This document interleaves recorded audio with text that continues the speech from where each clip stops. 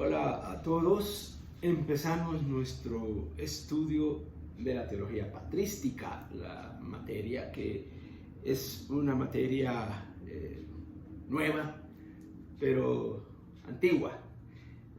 Es decir, trata temas muy antiguos, aunque se está acercando muy recientemente, nosotros por lo menos, a este tema.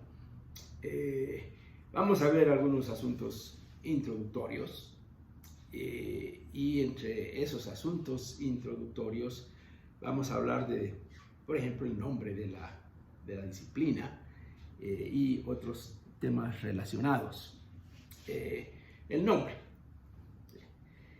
El nombre de la disciplina es relativamente nuevo. Si tomamos en cuenta, digamos, la relación entre el periodo histórico del cual se estudia, ¿no?, y la época en que la disciplina empezó a tomarse en serio como un estudio histórico específico.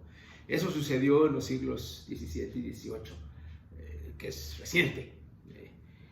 Se manejan dos términos, y vamos a hablar de ellos por aparte: patrística y patrología. Aunque algunos no hacen diferencia entre ambos. Por ejemplo, Luigi Padovese, un clásico en su libro Introducción a la Teología Patrística, no hace diferencia. Otros sí hacen diferencia, y nosotros vamos a hacer un poco de diferencia. ¿Qué sería, digamos, patrología, que es el primer concepto que tenemos aquí?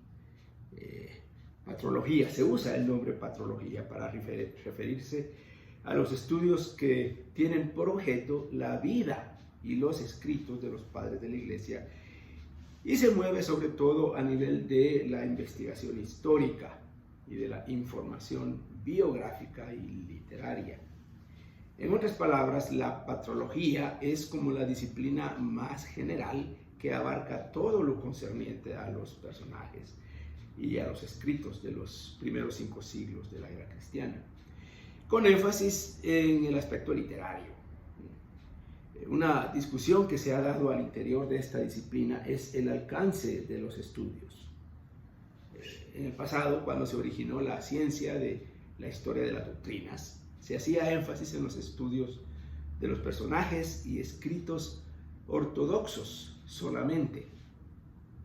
Sin embargo, con el correr de los años y el desarrollo de la ciencia histórica, se ha incorporado en los estudios de patrología también los personajes y los escritos heterodoxos, porque se entiende que son parte del proceso de formulación teológica de la Iglesia. Sin las herejías, digamos, no habría habido esfuerzo por elaborar la teología cristiana.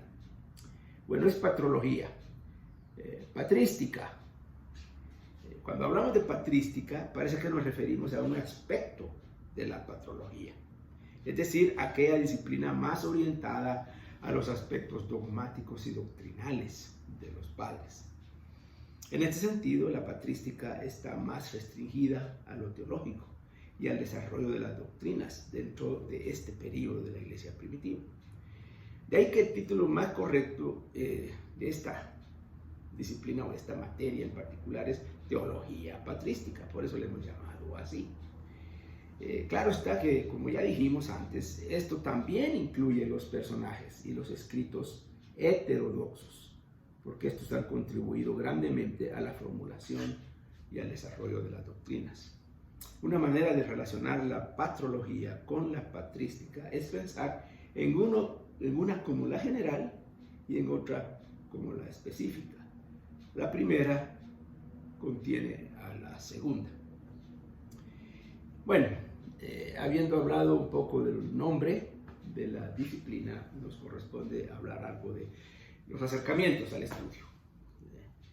Y a lo largo de la historia ha habido al menos 3 acercamientos a los padres: el acercamiento histórico propiamente, el acercamiento literario y el acercamiento doctrinal teológico. Cada uno tiene su importancia, como veremos en un momento. El acercamiento histórico, cuando nos acercamos así, el énfasis es a los aspectos biográficos de los personajes, a las circunstancias históricas en las cuales vivieron ellos y desarrollaron su trabajo, también a los movimientos políticos, eclesiásticos y sociales de la época y otros asuntos relacionados. Cuando se estudia la historia eclesiástica en general, este es el acercamiento hacia los padres, así como hacia los demás personajes en los diferentes periodos de la historia. Aunque siempre hay un poco de referencia a las ideas, eso es bastante superficial, la verdad, en ese estudio general de la historia. Para efectos de nuestro estudio aquí es importante este acercamiento, claro que sí, porque provee la información básica para entender las ideas de los padres. Este acercamiento es útil porque ayuda a conectar los acontecimientos con las ideas, con los personajes y a relacionar causas, efectos, agentes catalíticos. A estas alturas de nuestros estudios, todos conocemos que el desarrollo histórico de la Iglesia y el desarrollo teológico doctrinal están íntimamente relacionados. No se puede hablar de desarrollo teológico sin tomar en cuenta los datos puramente históricos. Sin embargo, nuestro énfasis no estará ahí, estará más en el aspecto teológico. Pero bueno, el segundo acercamiento es el acercamiento literario. Cuando nos acercamos a los padres desde la perspectiva literaria, damos énfasis a los escritos en sí y por sí, sin detenernos demasiado a estudiar ni a evaluar las ideas teológicas ahí vertidas. Nos interesa saber la historicidad de los escritos, su autenticidad, su ubicación histórica, geográfica, eclesiástica, etc. También se estudia el estilo y las características distintivas de los diferentes autores, según su época, según el lugar, según el tema de cada escrito. Como es sabido por los estudiantes de historia, cuando se habla de padres de la Iglesia, se incluyen algunos escritos que no están identificados plenamente con ningún personaje en particular.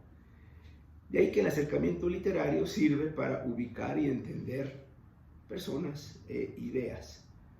Se puede decir que casi todos los escritos de los padres contienen ideas teológicas, pero se afirma muy fuertemente que casi ninguno de ellos fue escrito intencionalmente como un tratado de teología.